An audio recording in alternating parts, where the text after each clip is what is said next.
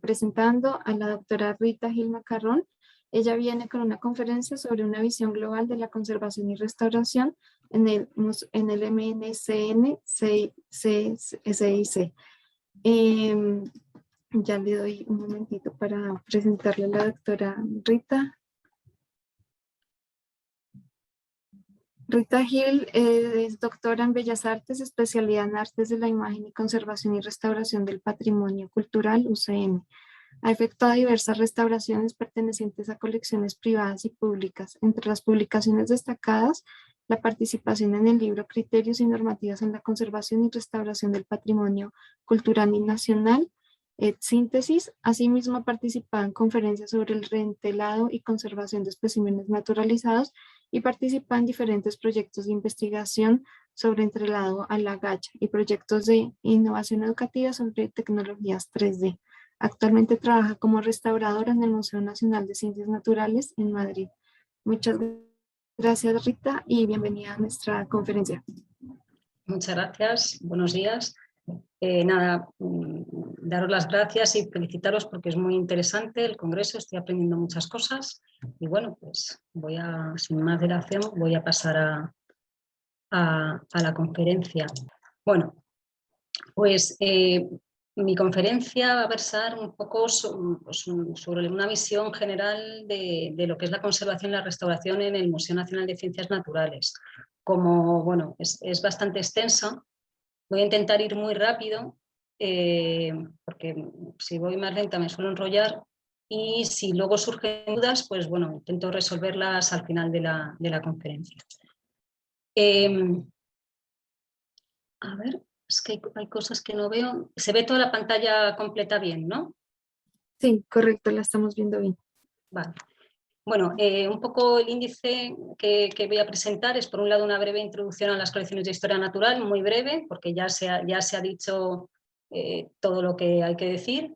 Luego voy a también hablar un poquito de lo que es el Museo Nacional de Ciencias Naturales, los problemas de conservación y deterioros en colecciones de historia natural y sobre todo en el Museo de Ciencias. La toxicidad, que para mí es un tema muy importante. He visto que para muchos ponentes que hay aquí también lo es y la verdad que es de agradecer. Y luego la conservación preventiva en el museo y la conservación curativa y la restauración. Bueno, pues vamos a empezar con una breve introducción, pues un poco decir pues, el origen de los museos, que es las Cámaras de las Maravillas o gabinetes de curiosidades del siglo XVI.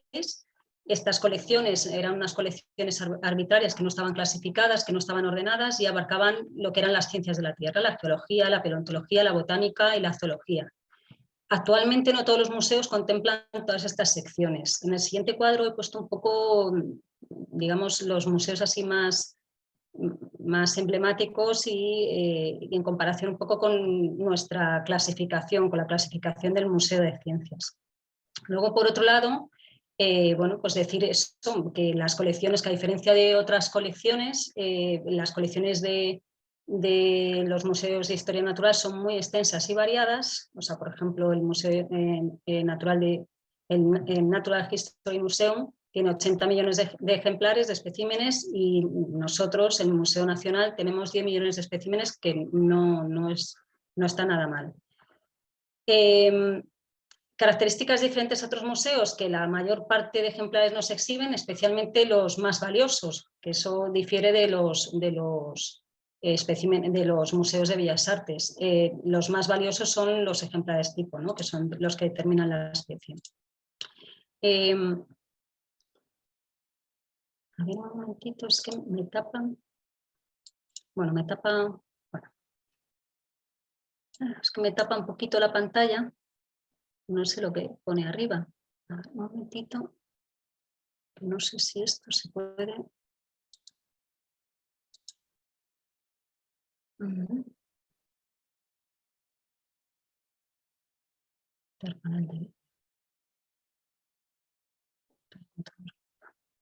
Pero es que me da un poco de miedo. Bueno, así, pues ya lo he hecho, pero bueno. Vale. La clasificación de las colecciones, bueno, pues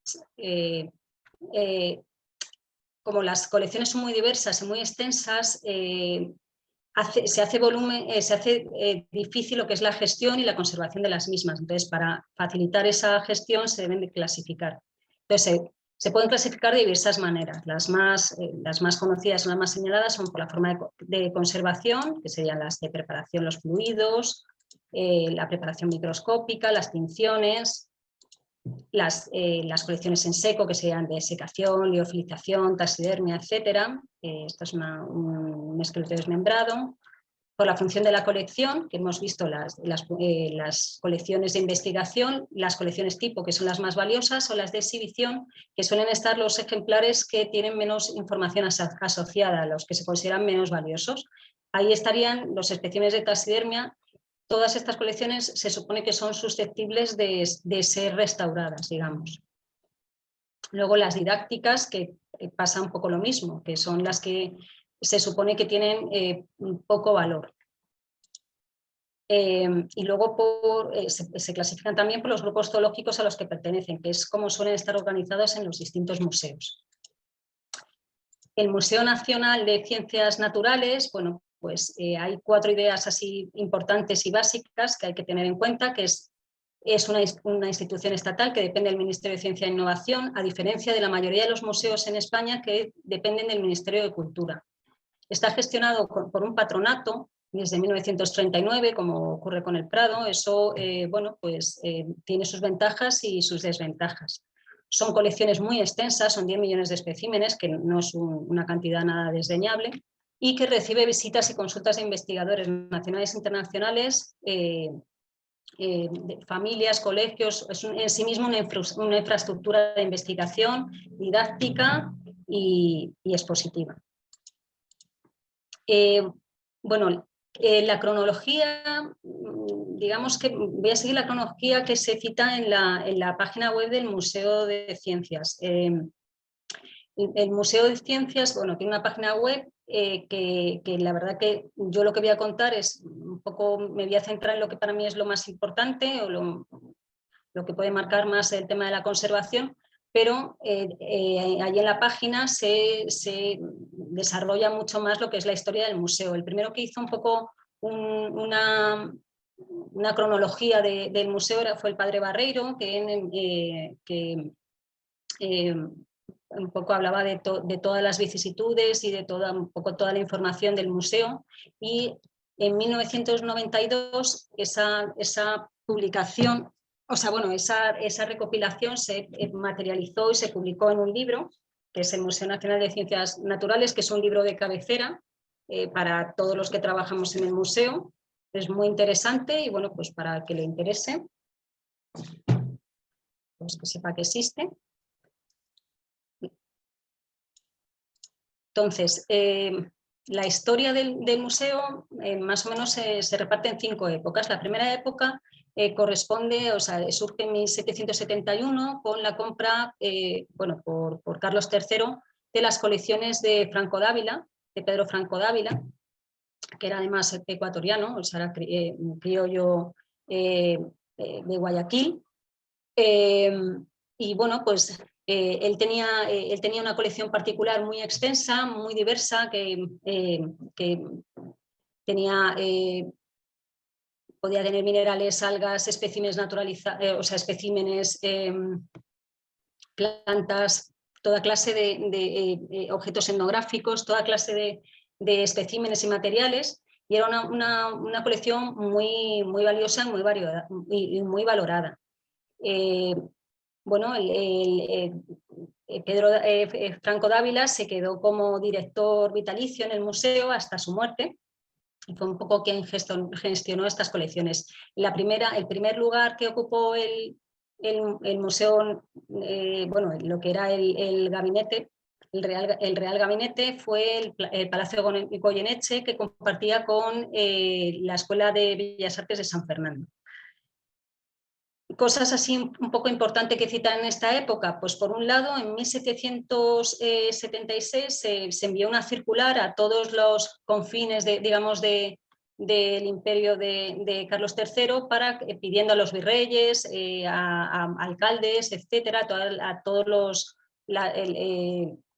los gobernantes que enviaran todas las, digamos, que enviaran todas las producciones de la naturaleza, que le llamaban, para colocarlas en el Real Museo. Esto es muy importante porque la colección del Museo de Ciencias tiene muchos especímenes del siglo XVIII, que es una colección muy antigua y muy valiosa precisamente por eso, y muy variada, muy diversa.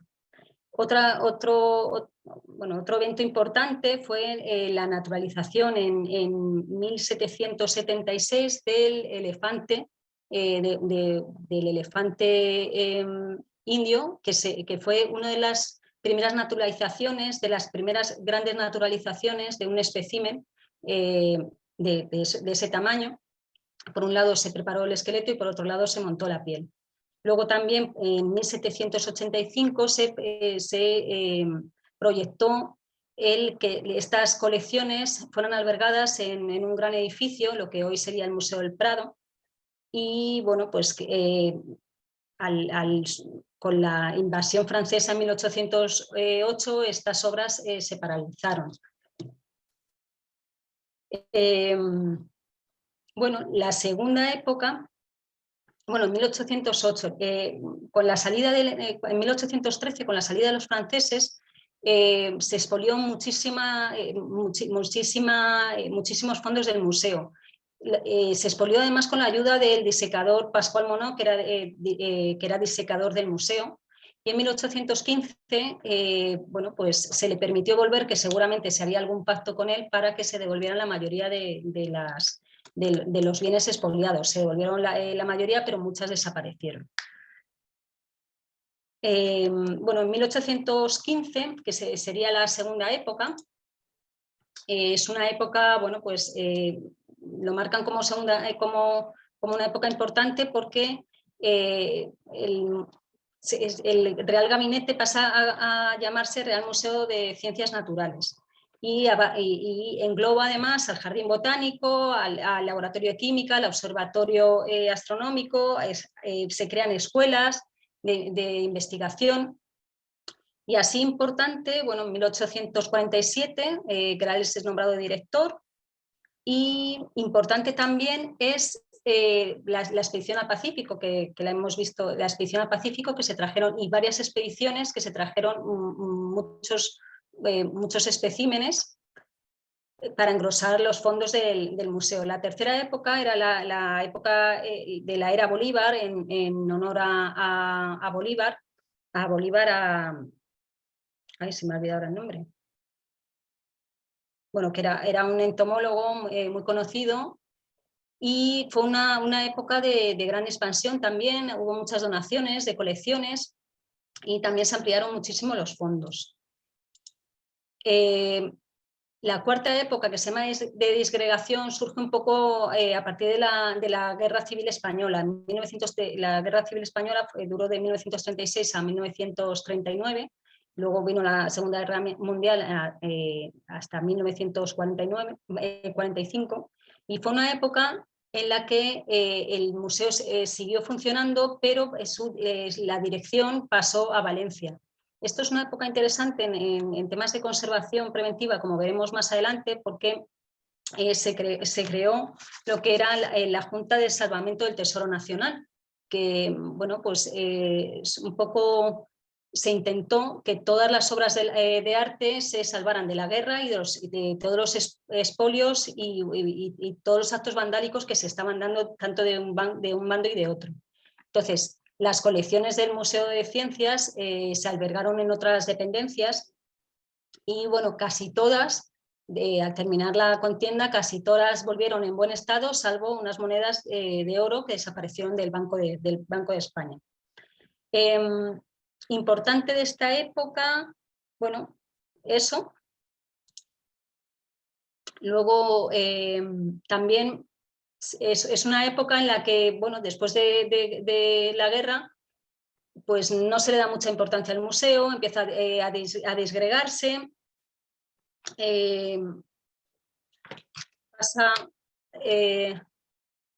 pasan los fondos a otros museos, se crean otros museos como el Museo Antropológico. Entonces muchos de esos fondos que tenía lo que era iniciales, lo que tenía el gabinete, pasan a formar otros museos como eso, el etnográfico, el antropológico, por ejemplo el Tesoro del Delfín pasó también a lo que era el Museo del Prado. Y luego la quinta época, que se llama la época de renovación, que es una época en la que, bueno, pues se le empieza a volver a dar importancia a lo que es el museo,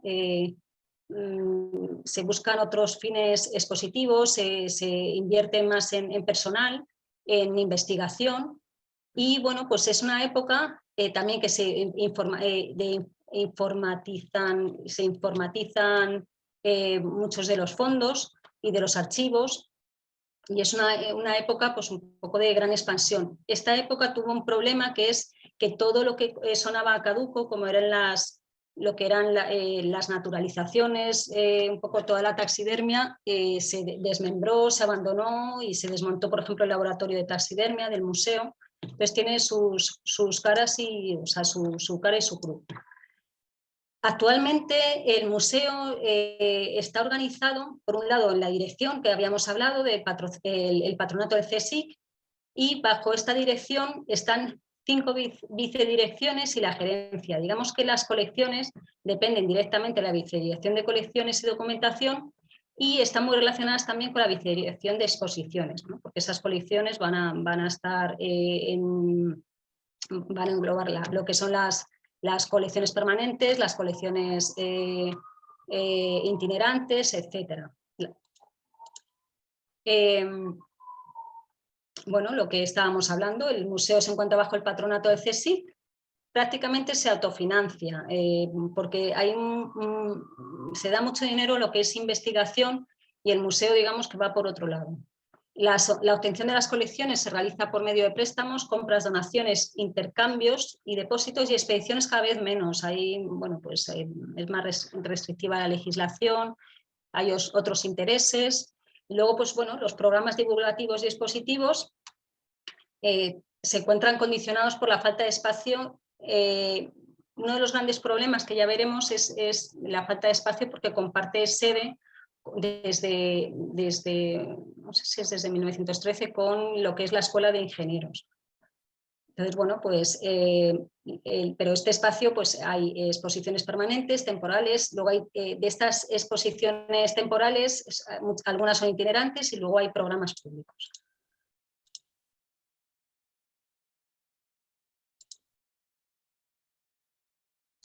Bueno, el museo en la actualidad posee, bueno, he hecho una pequeña introducción al principio, posee varias colecciones de todo tipo, pero quizás lo que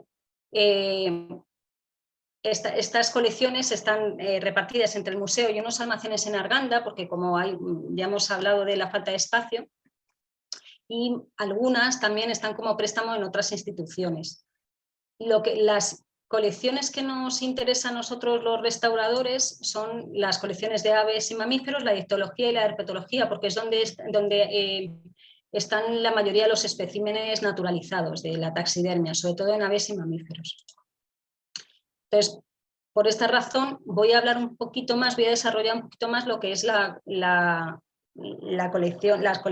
colecciones de aves y mamíferos, porque son, por un lado, las que mejor conozco, y por otro lado, las que hemos hablado, que son susceptibles de ser restauradas. Como hemos visto, todas las colecciones pueden presentar varias formas de conservación. En este caso, pues eso, colecciones en seco, que serían colecciones de pieles. Estos son pieles de estudio. Estos son especímenes naturalizados, pieles montadas, que se le llama, esqueletos desarticulados, esqueletos montados, huevos, por ejemplo, especímenes en fluido, bueno, reproducciones y copias, moldes y reproducciones. Esta cabeza está dentro de un elefante muy famoso en el museo, que es el elefante africano cazado por el duque de Alba en 1913, que es una de las joyas del museo.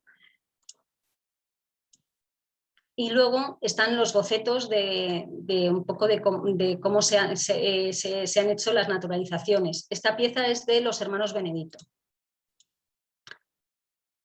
Dentro de la colección de mamíferos hemos visto que hay 16.000 especímenes y de ellos 8.000 son pieles montadas, o sea que hay bastante cantidad de especímenes naturalizados. Por otro lado, esqueletos también. Y luego, por otro lado, perdón, pieles montadas no. Luego en la colección de aves habría como unos 30.000 especímenes. Y luego de todos estos especímenes, por ejemplo, la colección de aves tiene 2.659 especímenes montados, 2.659 especímenes montados en general, de los cuales 2.644 son pieles y 15 son esqueletos. Entonces, bueno, las colecciones son muy diversas. Esto es un flamenco del siglo XIX, aquí está la radiografía, que además podemos ver en la radiografía las bolas de arsénico. Este es un alca montada de Rowland Ward, que son uno de los grandes taxidermistas del mundo. Y luego esta es una naturalización de José María Benedito, de los hermanos Benedito, que fueron los grandes taxidermistas del museo, que entró en 1905 a trabajar en 1905. De todos estos especímenes es importante señalar que el 78% están sin fechar. Esto es muy importante pues, a la hora de restaurar también.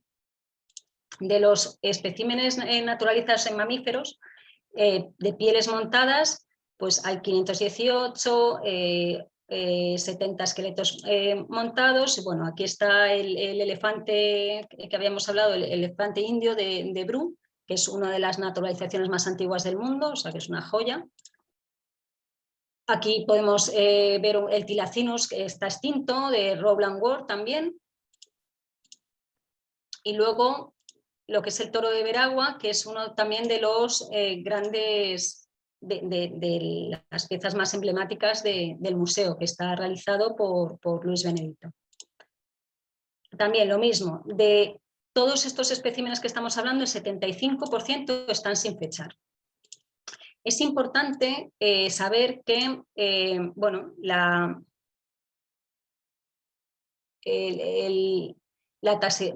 hablar un poquito de la taxidermia en el museo. La taxidermia en España está muy ligada al Museo de Ciencias, porque ya hemos visto lo importante que eran el gabinete y todo el empuje que se le dio, y los grandes taxidermistas muchas veces estaban en la plantilla del museo.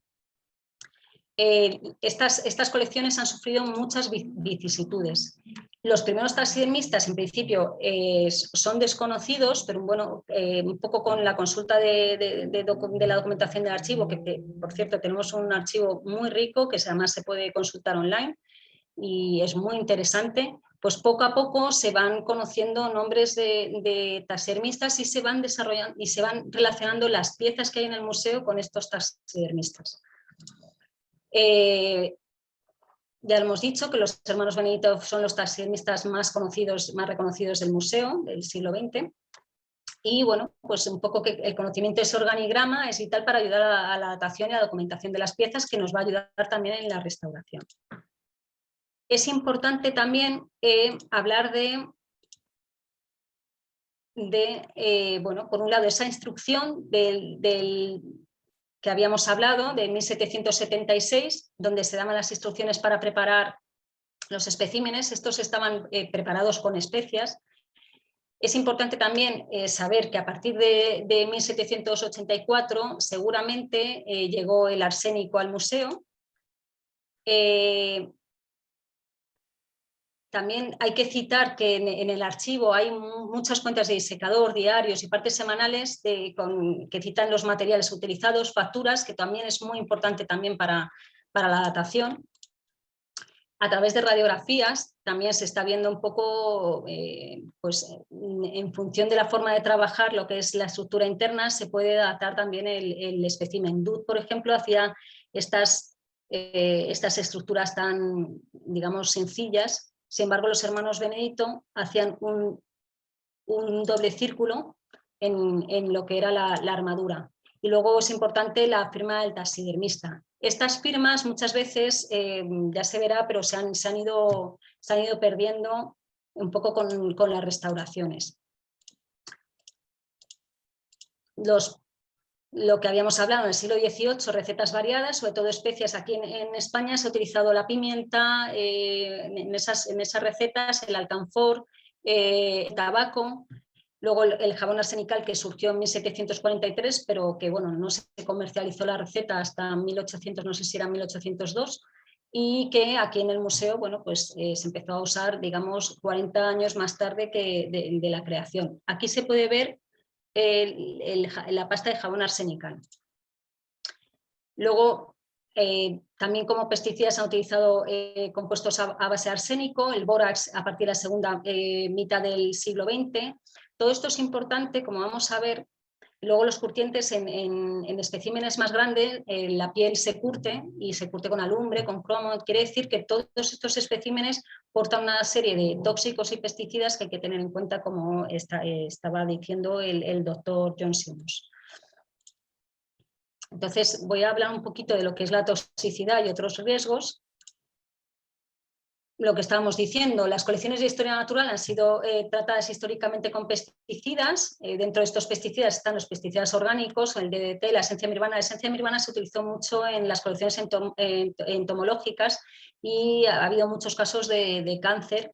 Entonces, bueno, pues han dejado de utilizarse y se han tomado medidas. Luego, pues lo que hablamos de los metales pesados, del arsénico, el plomo, mercurio.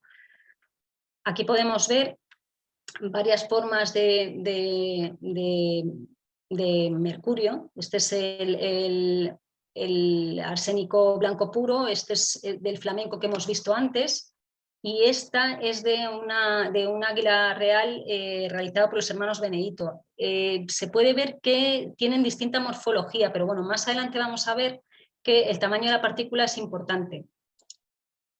Luego, bueno, tenemos que tener en cuenta que no solo es tóxico para nosotros, sino que además pueden dañar las colecciones, pueden provocar manchas, pueden provocar también bueno, la caída del pelo y de las plumas, etc. Y luego, bueno, pues tampoco me voy a meter en los otros riesgos para la salud, porque ya además lo ha dicho la compañera María Camila Patiño con su intervención muy interesante, entonces tampoco hay tiempo para meterse en eso. Es importante identificar los agentes tóxicos. Esto es una pistola de difracción de rayos X, que la verdad que bueno, es una herramienta muy útil, pero es una herramienta muy cara, bastante lejos de los bolsillos de muchas instituciones, aunque sean estatales. Se puede determinar también de manera a simple vista, se puede identificar también cuando está emanando el arsénico. Estos son depósitos de arsénico en los ojos, en las patas, se puede ver bien. Entonces hay que determinar qué colecciones tienen arsénico para evitar también la contaminación de otras piezas y para hacer un buen manejo. Las fuentes de toxicidad que hay en el museo, aparte de los laboratorios, porque bueno, hay muchos laboratorios de investigación, aparte de los laboratorios, en relación con lo que es la restauración, por un lado podemos encontrarnos tóxicos en los procesos de preparación, como hemos visto, durante y a posteriori, que esos serían intrínsecos. Por otro lado, los pesticidas usados para su conservación, que serían extrínsecos, y por otro lado los productos empleados y derivados de las restauraciones, no solo los disolventes, sino por ejemplo, en este caso se está eliminando una masilla epoxídica de un espécimen naturalizado y todo ese polvo es muy tóxico. ¿Cuáles son las medidas de prevención en el manejo de colecciones? Pues las medidas de protección individuales, lo que aquí en España conocemos como EPIs. No sé si en otros países se conoce así, pero vamos, serían la mascarilla, preferiblemente mascarillas con filtros intercambiables, mascarillas con filtros. Yo la uso de gases orgánicos e inorgánicos, porque así me cubro de todo. Como no sabemos lo que realmente tienen cada pieza. Luego, esto es un traje integral. Bueno, pues a veces nosotros pues, no usamos trajes, pero sí que a lo mejor una bata o un mono. Y luego guantes. Ayer se hablaba, creo que fue ayer, se hablaba de qué guantes un poco se recomendaban. Yo también recomiendo los guantes de nitrilo, porque aguantan muy bien los disolventes, son muy fáciles de quitar y de poner, y bueno, cuando muchas veces tienes que lavar los materiales, o sea, las herramientas que estás utilizando, pues bueno, pues se mojan, se secan bien, y luego es importante porque generalmente los de látex suelen llevar un polvo, porque como se suelen pegar, entonces ese polvo de talco suele desecar mucho las manos. Entonces, bueno. Luego se pueden tener medidas de protección colectiva. Estas medidas de protección colectiva muchas veces en salas, por ejemplo, cuando uno está restaurando un espécimen de grandes dimensiones, esto no se puede utilizar, entonces nos iríamos a las medidas de protección individuales. Y luego lo ideal sería poner etiquetas señalando la presencia de tóxico. Esto es un tema un poco peliagudo porque, bueno, quizás en otros países está más aceptado el tema de los tóxicos, pero aquí en España, aunque se usa mucho, hay contaminación, utilizamos lejía, utilizamos un montón de productos en la limpieza cotidiana en el día a día, pero no se relaciona con esto, ¿no?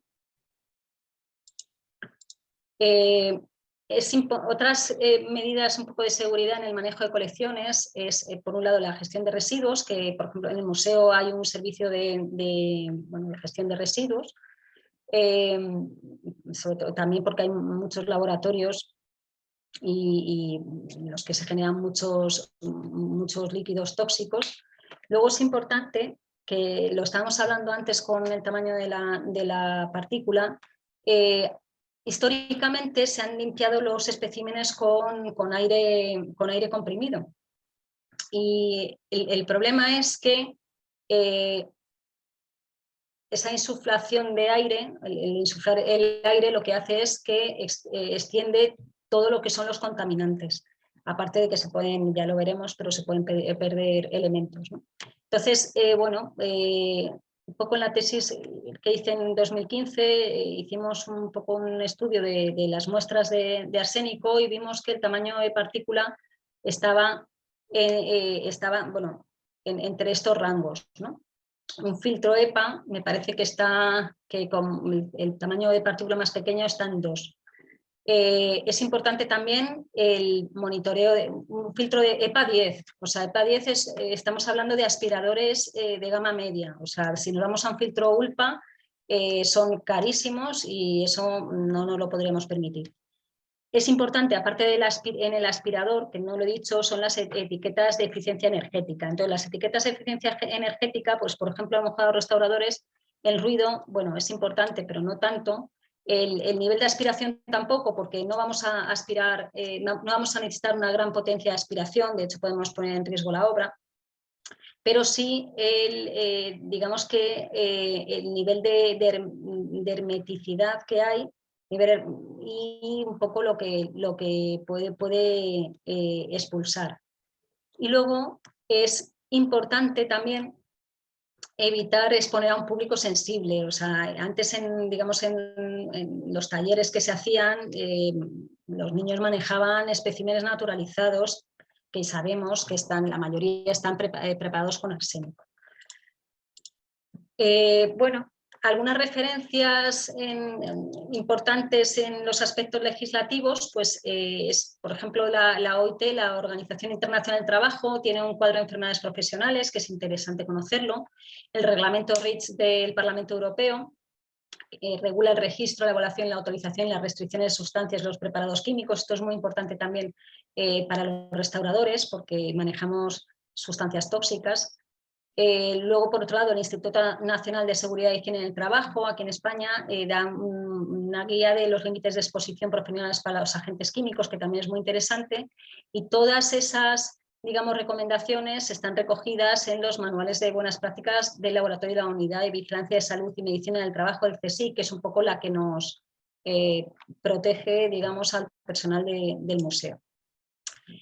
¿Qué se puede hacer?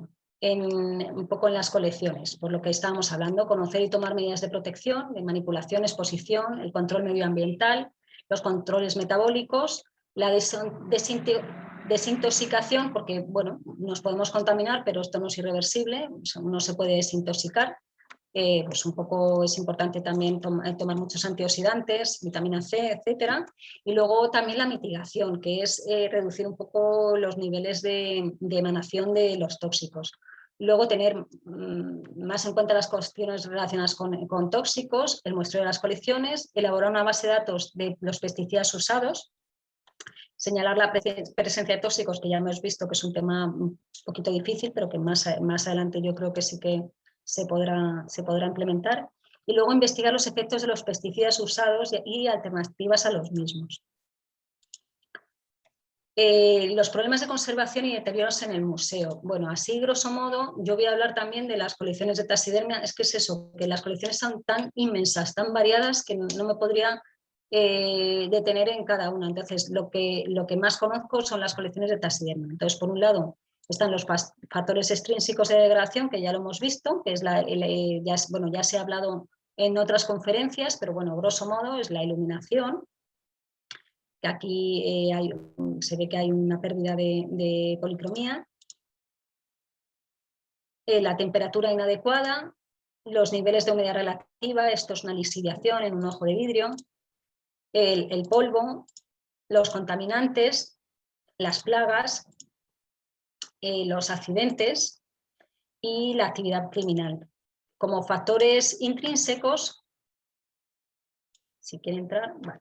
Como las particularidades biológicos, este es un fat burn, que es un quemado de grasas, se dice que suele producirse en especímenes que tienen mucha grasa, que cuando no se han limpiado bien, o sea, pues por ejemplo aves acuáticas o en mamíferos como focas o así, que cuando no se ha limpiado bien esa grasa lo que hace es que se oxida y provoca, bueno, pues daños en la piel, caída de plumaje, etc. Las particularidades biológicas, estos son marcas de hambre, de que el animal cuando estaba vivo ha pasado hambre, no se puede confundir con un deterioro. El estado previo del animal es importante, si se han, digamos, extraído la piel, han pasado muchos días, problemas derivados de la técnica de naturalización o una elaboración deficiente.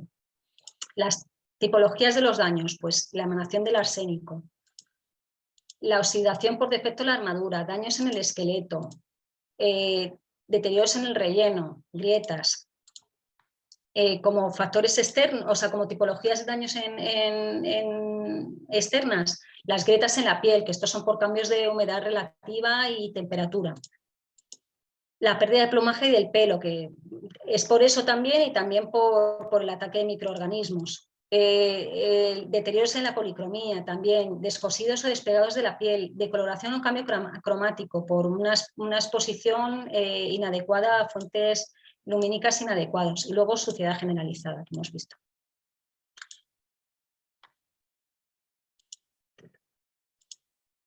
Ambas, pues restauraciones incorrectas, que muchas veces los restauradores somos los peores enemigos de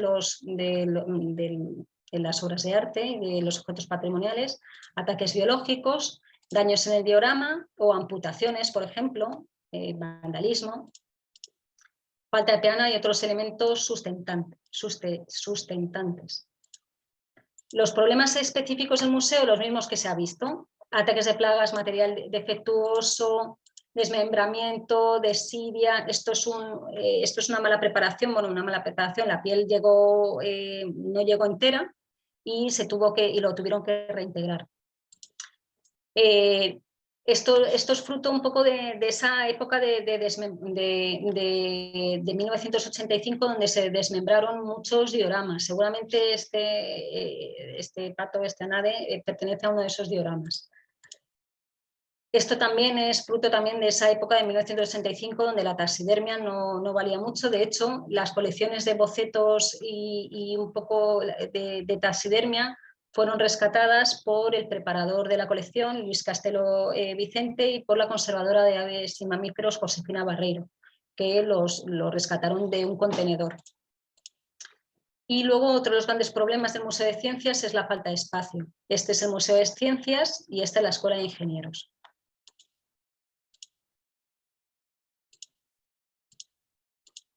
Bueno, las medidas de conservación pues un poco así rápidamente, pues la misión de los museos de historia natural es recoger, preservar, exhibir e investigar las colecciones que custodian. Para mantener dichas colecciones debe practicar medidas de conservación preventivas y curativas, correcto manejo, exposición y almacenaje. La conservación de las colecciones de historia natural difiere de la aplicada en otras. Esto es importante porque la función primordial de las colecciones científicas es la investigación, o sea que puede derivar en el desmembramiento y la destrucción de especímenes. Esto no ocurre en otros tipos de colecciones. Y de los 10 agentes de deterioro reconocidos, 9 directamente están relacionados con las condiciones medioambientales de la colección. ¿Qué es la conservación preventiva? Pues medidas que se utilizan, digamos, fuera de lo que es el espécimen, que estabilizan y retardan el deterioro de las colecciones. Incluyen el control medioambiental, la correcta manipulación, la exposición, el almacenaje, la información asociada, el transporte, la seguridad, el control y el mantenimiento. Condiciones ideales medioambientales para colecciones de taxidermia, entre 35 y 55 grados de humedad relativa, o sea, porcentaje de humedad relativa, y entre 18 y 22 grados centígrados, 50 lux de iluminación. Luego, la conservación preventiva en el Museo Nacional, vamos a hablar un poquito de historia. Es importante decir que desde el siglo XIX, bueno, desde antes, desde que se crearon las colecciones, hay una conciencia para evitar el deterioro. En el siglo XIX se rotaban las piezas en las salas para no exponer, o sea, para que no estuvieran mucho tiempo expuestas porque se veía que se deterioraran. Las piezas más sensibles no se exponían a la luz solar. El tratamiento con tóxicos frente a las plagas, como hemos visto. Durante la Guerra Civil Española, el museo se unió a las actividades para poner a salvo el tesoro nacional. Los especímenes se depositaron en el Museo del Prado, o sea, tanto las colecciones públicas como las colecciones privadas de especímenes de taxidermia se depositaron junto con otras obras en el Museo del Prado. O sea, eso quiere decir lo importante que era en esa época este tipo de colecciones. El archivo del museo se depositó en no me acuerdo bien, una iglesia donde se están depositando también obras, que se me ha olvidado ahora el nombre, y luego lo que hemos visto de otras en lo que era, bueno, no me lo tengo, se me ha olvidado el nombre. Bueno, se me ha olvidado el nombre, luego volverá, y si no os lo digo luego. Luego en los años 80 del siglo XX se empezó a plantear la importancia de la conservación preventiva, pues creándose plazas específicas de conservadores para colecciones zoológicas y botánicas. Y en 2015 las áreas de exposición y almacenes, los datalogers de temperatura, se colocan puntualmente y no iban a centralita. Esto, cuando yo hice la tesis, ocurría esto. Importante así un poco en esta época, en los años 80, la doctora Concepción Sáenz Laín, que por aquellos entonces era la directora del museo, planteó un proyecto de museología del patrimonio natural y de ahí surgieron los manuales técnicos de museología, que son muy interesantes y que muchas cosas aún tienen vigencia. Otras publicaciones interesantes pues son publicaciones de la conservadora del Museo de la Colección de Aves, Josefina Barreiro, que habló, también fue de las primeras que habló de la conservación preventiva, de todos estos aspectos. También Isabel Rey, que hablaban un poco del valor de las piezas. En el 2015, cuando yo hice la tesis, bueno, pues hablaba un poco de cuáles eran las condiciones ambientales expositivas del museo, un poco todo el tema de conservación preventiva. En 6 años esto ha ido variando mucho. Entonces, ahí se señalaba que las condiciones medioambientales y expositivas diferían de unas zonas a otras. Algunas estaban controladas y otras no. Las vitrinas se iban cambiando. Bueno, esto fue una inversión grandísima que hizo el museo de unas vitrinas herméticas.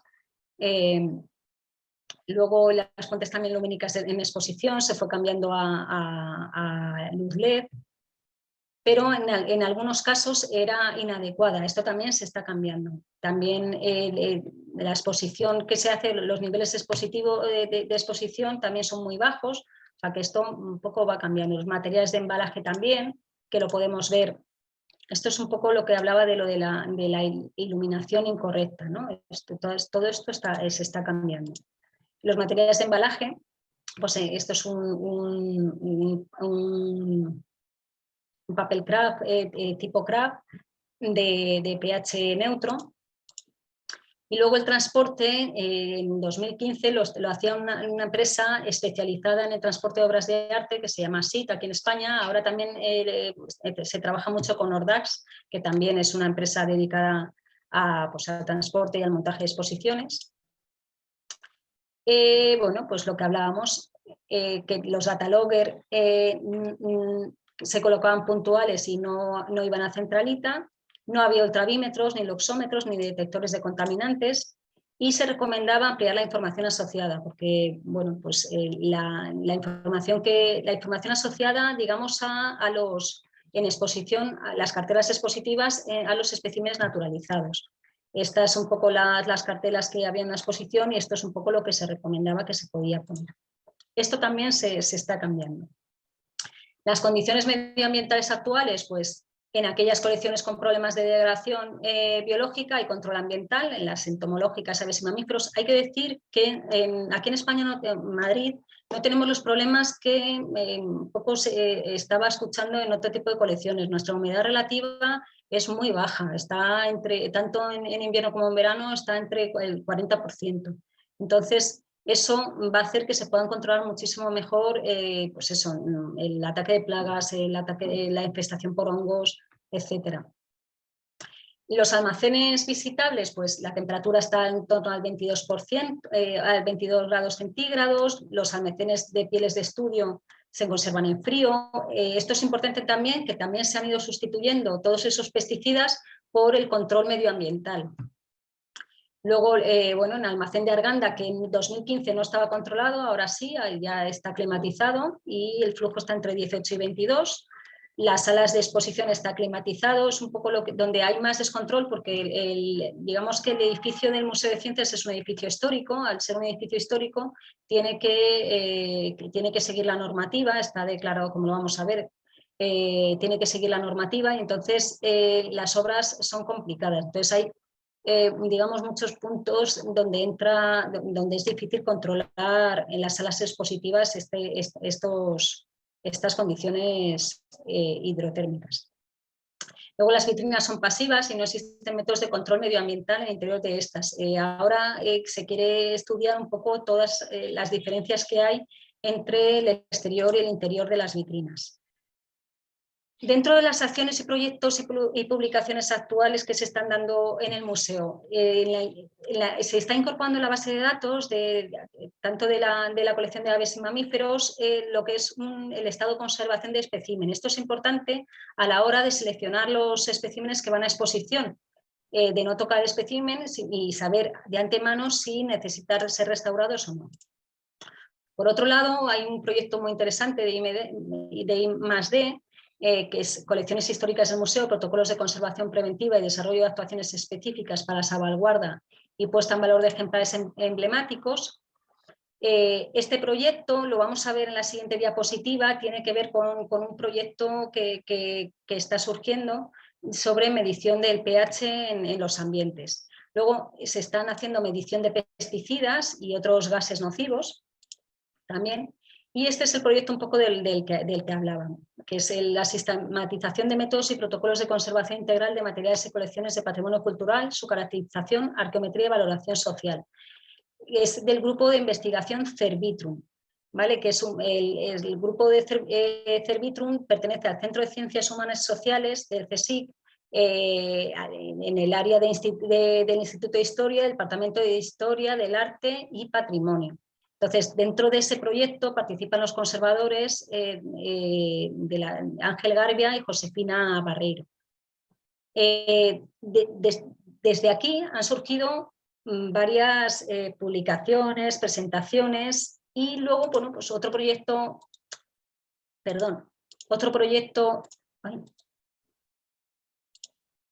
interesante son las jornadas de cuidado de huevos, celebradas coordinadas entre el Museo de Centro de Arte de Reina Sofía y el Museo de Ciencias. Hay un montón de proyectos más. Lo que pasa es que bueno, pues no me da para citarlos, pero si alguien está interesado, yo le puedo pasar contactos o ponerse en contacto pues, un poco con los conservadores. La legislación y la ética. La legislación y la ética es importante a la hora de intervenir un espécimen naturalizado. Es importante el estatus del espécimen y el estatus del taxidermista. Por un lado, el espécimen tiene una doble, digamos, naturaleza. Por un lado, es un espécimen natural y por otro lado es un artefacto, con lo cual tiene que regir, digamos, la legislación, o sea, que influya a estas dos vertientes, ¿no? Es importante, por ejemplo, aquí en España, la ley de patrimonio histórico español establece 3 categorías de protección de bienes culturales. Entonces, el Museo Nacional de Ciencias Naturales, al tener titularidad estatal, es un bien de interés cultural, significa que es el máximo grado de protección y los bienes contenidos en él son BIC. Igualmente, entonces esto va a influir mucho en el tipo de intervenciones que se pueden hacer sobre las colecciones patrimoniales. Y luego el estatus del taxidermista. Hay una cosa que se llaman los derechos de autor, entonces, y las leyes de propiedad intelectual. Entonces esto hay que tenerlo muy en cuenta también a la hora de intervenir. Algunas cuestiones jurídicas interesantes que hablan un poco de que abordan un poco ese tema de la conservación preventiva, la conservación curativa y la restauración. El Código de Deontología para los Museos de Historia Natural del Consejo Internacional de Museos de ICOM, las directrices para el cuidado de colecciones de historia natural, el decálogo del Ministerio de Cultura, que es un decálogo para restauradores, o sea, un poco en el que se dan una serie de pautas para hacer las restauraciones. Estos 2 primeros serían a nivel general y estos a nivel particular. CITES, que es el convenio del comercio de especies amenazadas, entonces este también hay que tenerlo en cuenta porque estamos hablando de un espécimen naturalizado y muchas veces estamos interviniendo especies protegidas, especies extintas y bueno, es importante conocer toda la normativa existente de desechos, de toxicología en el ámbito expositivo para realizar una gestión adecuada. Dentro de la conservación curativa y restauración del museo, por un lado, hay que tener en cuenta pues, un poco todo lo que estábamos hablando, ¿no? La función de la colección que determina las intervenciones que se pueden realizar. Esto es un sentimiento común. Yo en cosas no estoy de acuerdo porque luego, bueno, digamos que las colecciones van desapareciendo y se van volviendo cada vez más valiosas.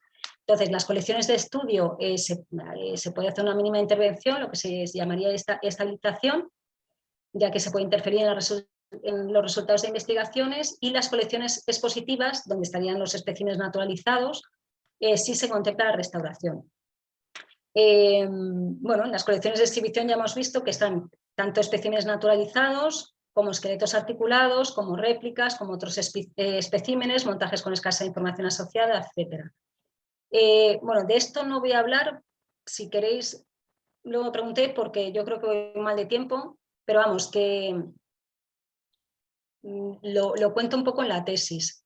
Es importante a la hora de intervenir tener en cuenta, por un lado, la historia de la institución, las herramientas que tenemos a nuestro alcance, porque muchas veces no tenemos los medios, la evolución de la historia de la preparación de los especímenes para entender los deterioros, los materiales constituyentes, lo que hemos visto, los tipos de deterioro, la normativa, las sustancias tóxicas, y es importante siempre realizar un trabajo multidisciplinar. Nosotros, yo por lo menos yo no soy bióloga, entonces puedo cometer muchos errores. Por ejemplo, evitar errores interpretativos.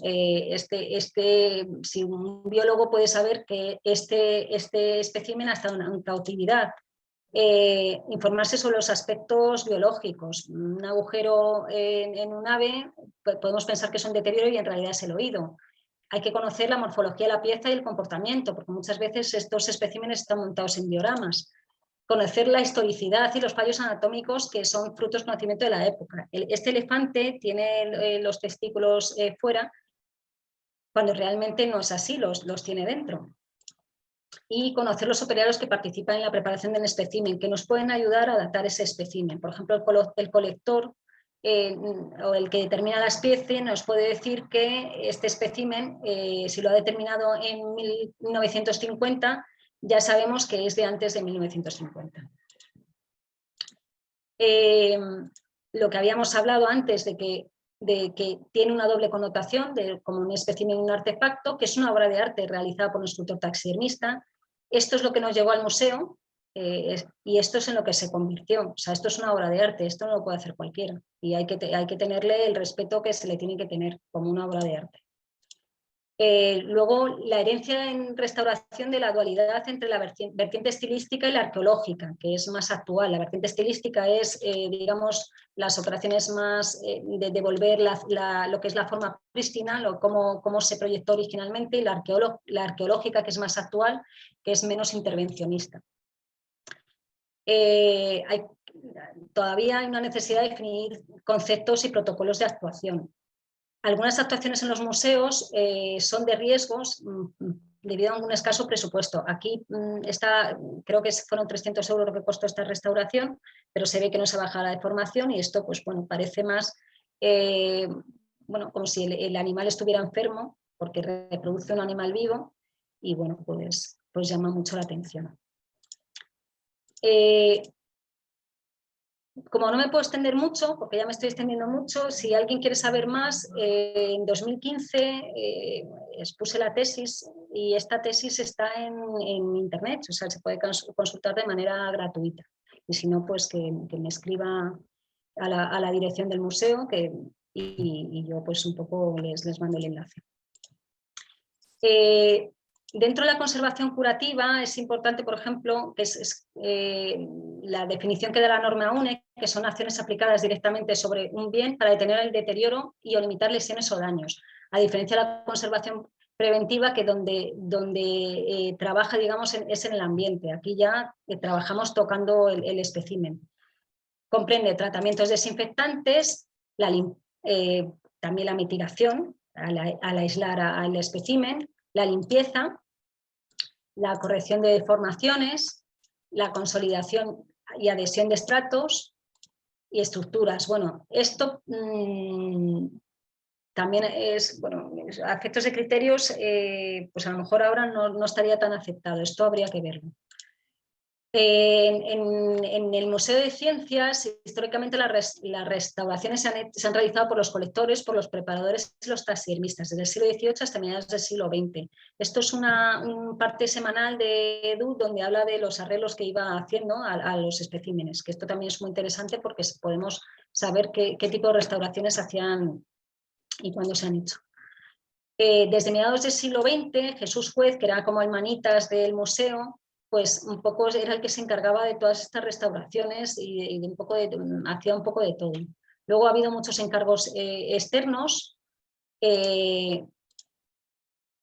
importantísimo, luego lo veremos, la restauración de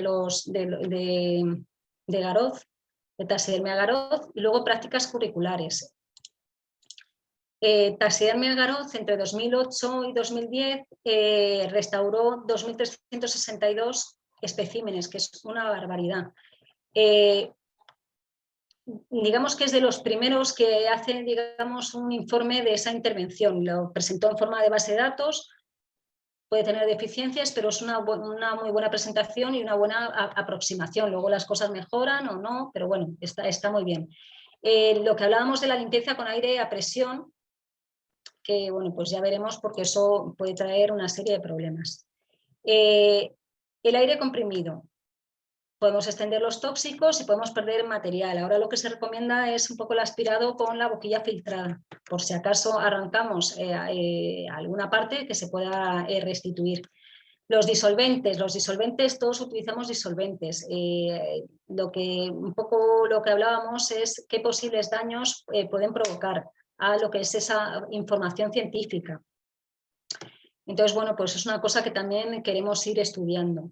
Luego, espumas y jabones como Orbus, pues pasa lo mismo, los residuos que pueden quedar, que pueden dañar la piel, el pelaje, el color. Bueno, pues esta es uno de los especímenes naturalizados que la verdad que la intervención es muy buena, pero podemos ver también que en la consolidación y adhesión también hay uno de los grandes problemas, que es que muchas veces las peanas se han sustituido. Las peanas son una fuente de información valiosísima, de datación. Y luego el uso de adhesivos reversibles es importante. El PVA antes se utilizaba a demanda De hecho, en estas colecciones se ha utilizado PVA, pero ahora se ha visto que acidifica, que es irreversible, que polimeriza con el tiempo y que se hace completamente irreversible. ¿Qué es la restauración? Pues las normas UNE, también me voy a las normas UNE porque la verdad que son muy claras. Son acciones realizadas sobre un bien estable o estabilizado destinadas a mejorar su reconocimiento, comprensión y o uso dentro del respeto a su interés patrimonial. ¿Vale? Integra todos los valores asignados a un bien, a los materiales y técnicas utilizados. Comprende la reintegración de la policromía, esto es una reintegración óptica. Esto es un proyecto de reintegración.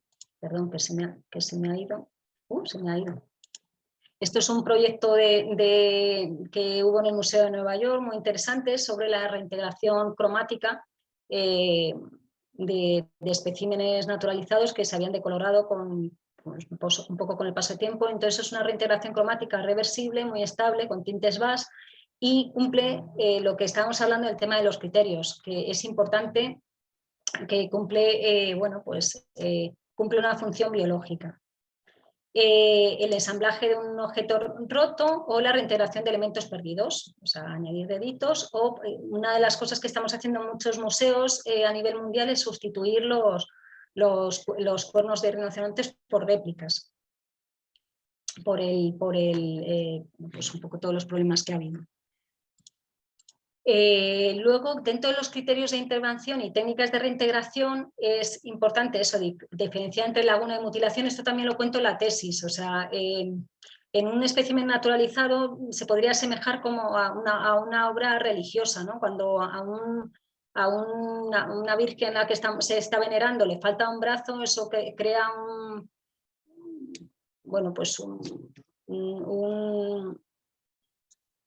digamos, pues crea horror entre un poco el que es el orante, ¿no? Pues esto sería un poco lo mismo. Si vemos un espécimen mutilado, que no sería una laguna, sino una mutilación, pues nos crea también, pensamos que está enfermo, porque realmente lo que están reproduciendo es un animal vivo, ¿no? Entonces, lo que es la reintegración cromática y volumétrica del tejido figurativo para devolver la legibilidad a la obra es importantísima. Las técnicas de reintegración, pues están las dos técnicas diferenciadas que habíamos visto, la ilusionista y la reconocible, que ya las he citado. Respecto al museo, la reintegración volumétrica, pues históricamente no ha habido intervenciones muy adecuadas, pero son acordes al saber un poco de la época. Se debe acomodar las intervenciones a la zona de intervenir y la función que cumple, estética o estructural. A la zona de intervenir me refiero a que muchas veces es más fácil repintar un espécimen entero que ceñirse a la zona del daño, porque se tarda menos, porque hay que ajustar el color, hay que ajustar la forma, la textura. Entonces, a veces es más fácil extenderse que ceñirse al daño, se tarda menos y es más fácil. Y luego, por ejemplo, en la restauración de Garoz se usó mucha masilla epoxídica para sellar las grietas en la piel. Esto es un poco lo que hablábamos de la función que cumplen, es una estética estructural. Esto sería una función estética, esto no responde, digamos, a utilizar una masilla tan fuerte. Pues lo que se está comprobando es que al final las grietas siguen abriendo. Lo hagas con lo que lo hagas, siguen abriendo, porque es una zona, digamos, ya fragilizada, que tiene mucha fuerza de contracción. Cuando sigue habiendo esos cambios de humedad y temperatura, esto sigue abriendo. Entonces, al final, para intentar quitar esas masillas se hace mucho más daño. Entonces, bueno, ya lo veremos, porque se está intentando hacer un estudio pues un poco sobre estas masillas que se utilizan.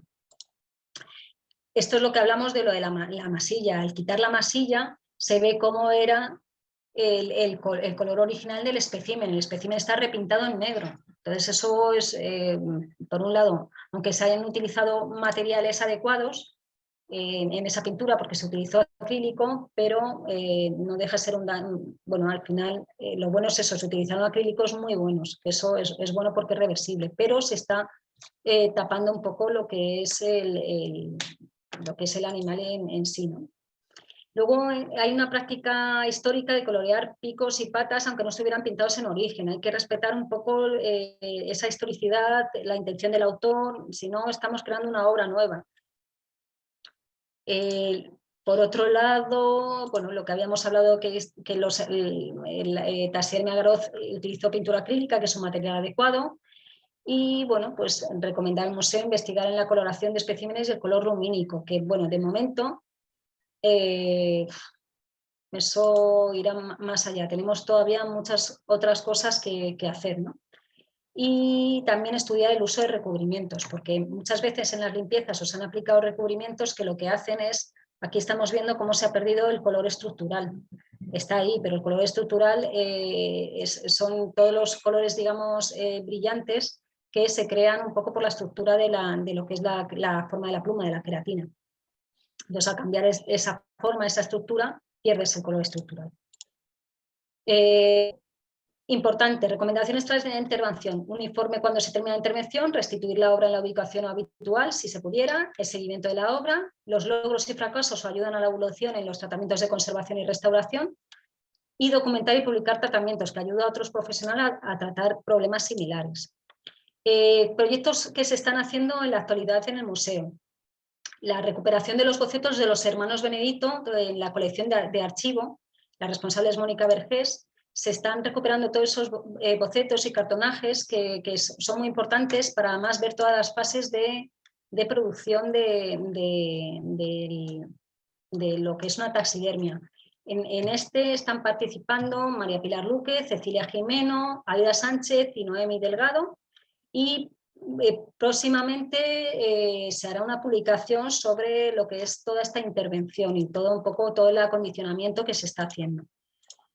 Por otro lado, se está haciendo también lo que estábamos hablando de las pruebas, se están haciendo test de envejecimiento acelerado de masillas y adhesivos para la restauración de taxidermia en laboratorios de ensayos ambientales. Esto es una cámara de envejecimiento acelerado, el estudio es junto a Yolanda Fernández Calvo, que es la responsable de este laboratorio, y estas son pieles que no poseen información y que se van a preparar digamos, con las recetas. Se está analizando las recetas que utilizaban por Roland Ward y los hermanos Benedito, y se va a intentar preparar con un poco, a través de un poco esos diarios y lo que nos encontremos en las analíticas, pues se van a intentar preparar para que sea lo más fiel posible a lo que eran esas preparaciones originales. Entonces se van a utilizar masillas epoxídicas, masillas con resinas vinílicas, acrílicas, masillas comerciales de celulosa, etc.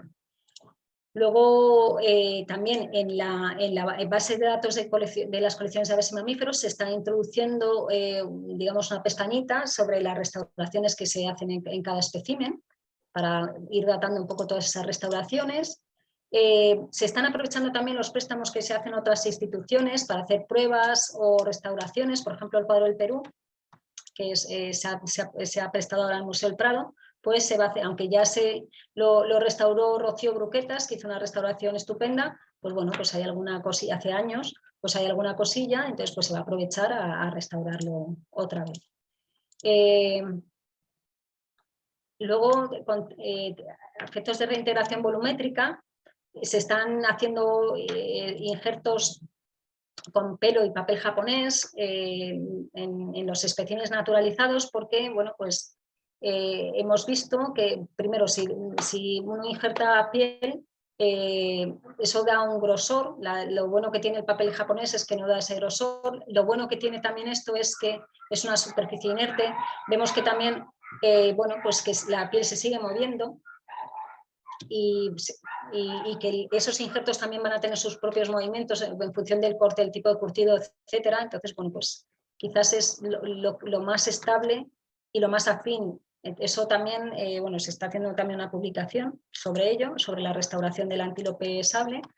Luego, dentro de la reintegración volumétrica, modelado y talla de apéndices faltantes, lo que estábamos hablando de que muchas veces los criterios cambian en este tipo de colecciones porque se tiene que digamos, reproducir elementos faltantes, porque si no parece que están mutilados, pero se está, digamos, marcando de una forma reconocible, con una F de falso, para que aparte de todo lo que es el informe de restauración, pues para que se sepa que esos apéndices son falsos, ¿no? Aquí tenemos una clavícula y aquí tenemos unos deditos, ¿no? En esqueletos.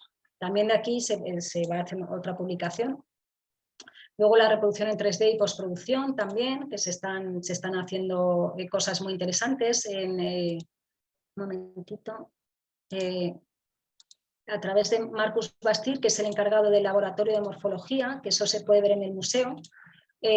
Bueno, también que le dirigió la tesis a María Ávila, que es la aplicación de la tecnología 3D a las tecnologías de documentación, conservación y restauración de bienes culturales, que también es una tesis muy interesante y que se habla un poco de todo esto. Luego la reintegración volumétrica con moldeo de quita y pon. Esto es un espécimen. Bueno, esto es una concha nautilus que le falta una parte, entonces se quiere reproducir la forma faltante, porque podría ser una copa nautilus, ¿no? Pero el problema es que no sabemos cómo era, entonces esto sería un falso histórico, entonces por eso se quiere hacer como de quita y pon, ¿no? Entonces se va a hacer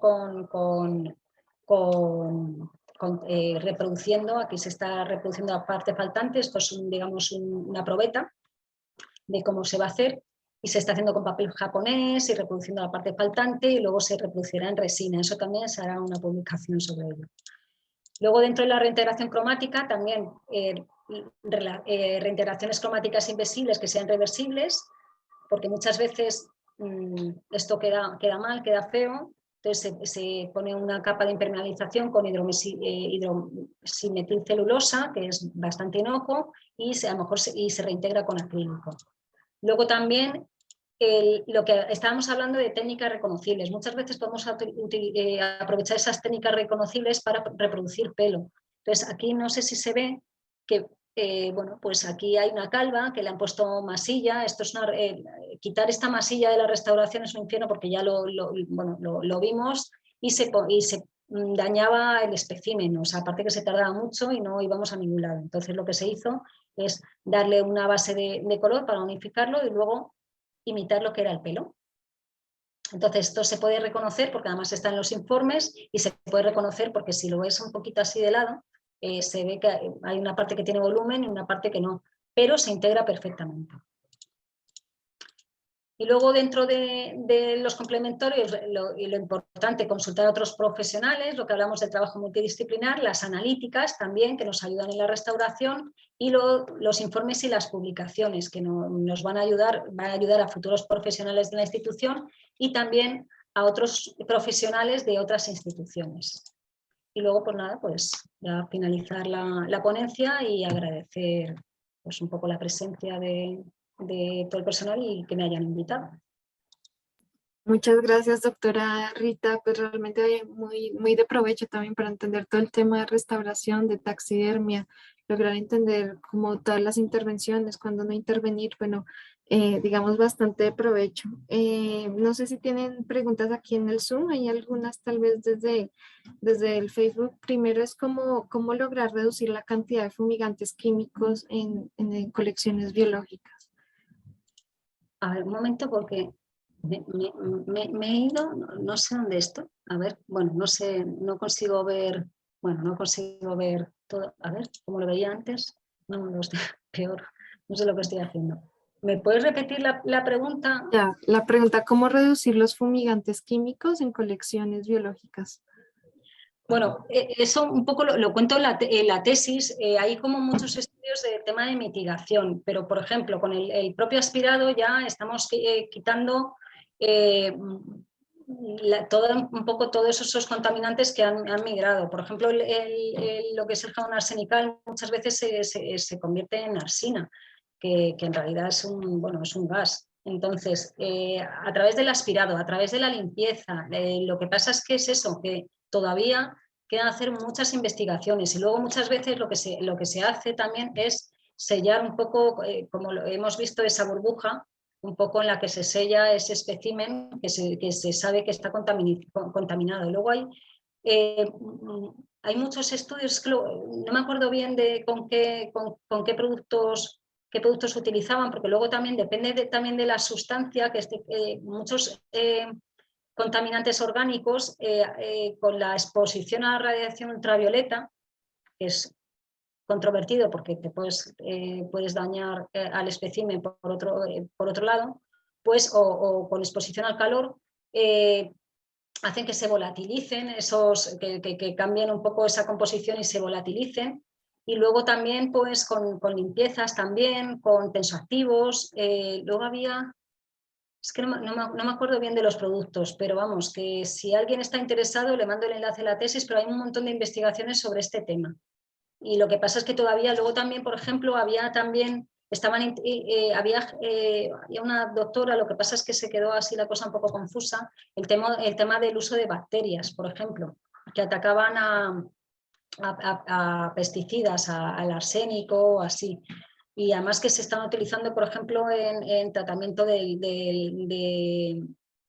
depósitos de crudo, vamos, en los océanos. Entonces, bueno, pues hay un montón de proyectos que están, luego el uso también de imanes, también hay que asociar un poco a todas, asociados a esas materias. Lo que pasa es que es eso, que hay que tener mucho cuidado porque estamos hablando de especímenes muy complejos porque la composición es muy variada, tenemos una estructura metálica, tenemos un cuerpo que puede ser de escayola, que puede ser de tejidos, tenemos la piel, tenemos un montón de elementos, entonces puedes no dañar unos, pero sí dañar otros. Entonces, bueno, pero vamos, que si a alguien le interesa, comparto el enlace y ahí se puede ver también los enlaces a esos proyectos de investigación. Comparto el enlace a la tesis, si alguien no lo conoce, pues... Ya, muchas gracias. La siguiente pregunta, bueno, ¿cómo manejar ejemplares de los que se desconoce la manera en que fueron preparados y qué hacer si contamos con escasos recursos para generar medidas de protección?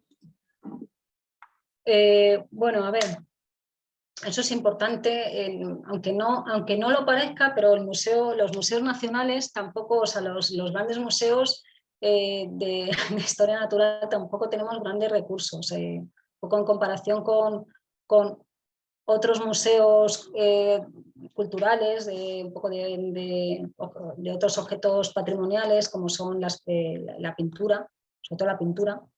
Entonces, el uso de EPIs, yo por ejemplo con el tema de la pandemia, la verdad que desde que ha empezado la pandemia no me he vuelto a poner mala, entonces está claro que las mascarillas FP2 funcionan y están reteniendo una serie de partículas, lo estamos viendo en el día a día, entonces el uso de EPIs individual es importantísimo, guantes, tener mucha higiene personal, si vamos a estar manejando muchos tóxicos. Yo, por ejemplo, bueno, hubo una época que estaba manejando muchas aves con arsénico y lo que hice fue cortarme el pelo, entonces protegerse mucho el pelo, porque también, bueno, pues, y lavárselos, o sea, después de venir del trabajo, lavarse bien las manos, utilizar guantes, utilizar eso, lo que hemos visto, mascarillas, gafas de protección, porque también un poco por las mucosas también pueden entrar los contaminantes.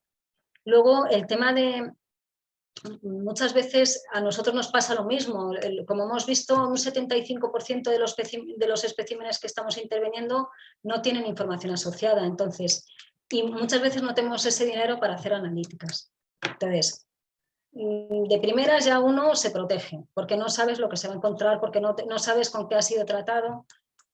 Un poco la observación visual en las aves, lo más tóxico van a ser las aves muchas veces, porque han sido preparados con jabón arsenical, la mayoría, luego con bórax, pero la mayoría, a no ser que sean aves muy antiguas que se utilizaban, pero bueno, si más o menos sabemos que es del siglo XVIII y más o menos lo vamos a ver también un poco por la forma de preparación. Hay formas de preparación más rudimentarias. A través de los daños muchas veces, a través de las grietas, podemos ver cómo está preparado el relleno, un poco todo eso. Si conocemos un poco la historia de la taxidermia, podemos hacernos una idea de cómo, quizás para fecharlo un poco, si no tenemos esa documentación.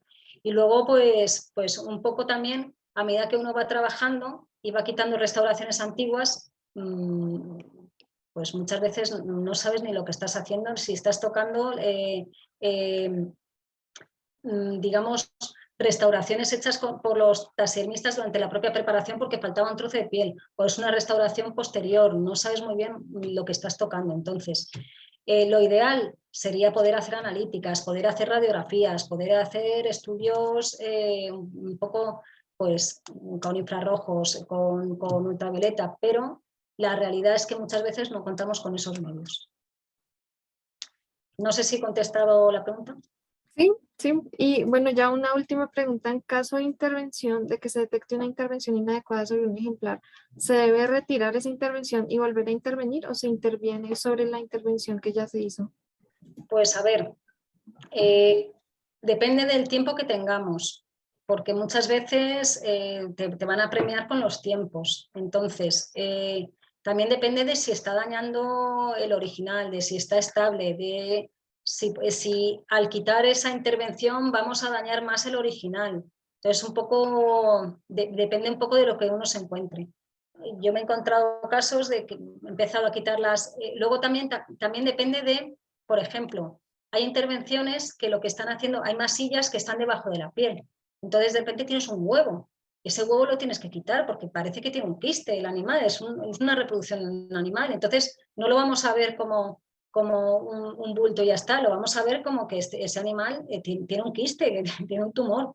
Entonces hay veces que si no está afectando un poco a esa morfología general, pues, pues no te conviene retirarlo porque al final le vas a hacer más daño, va a llevar más tiempo, entonces lo dejas como está. Intervienes un poco si es la grieta, dejas la masilla alrededor, pero es lo que estamos hablando de los estudios que se están haciendo y se van a hacer sobre el tema de la reintegración volumétrica en colecciones de taxidermia, que es un estudio que se está llevando a cabo precisamente para ver pues eso, cómo reaccionan todos estos nuevos productos sobre si se restaura sobre la piel original o si se restaura sobre una reintegración anterior con eposídica. Entonces, muchas veces no te queda otra que tienes que quitar esa deformación de la piel además y tienes que quitar la masilla de dentro. Eso muchas veces es un peligro, te las tienes que ingeniar con los medios que tienes, proteger bien la zona, porque además sueltas una polvareda, que además lo que hablábamos es tóxica, y bueno, pues ir quitándolo poco a poco. Yo utilizo mucho la Dremel, jugar mucho con las fresas de precisión, ver un poco cuando ya has quitado una zona, ver un poco por dónde parte y luego ya tratar esa deformación con humedad, controlando mucho también la temperatura, porque se puede dar un deterioro que es irreversible, que es la contracción de la piel. La contracción de la piel,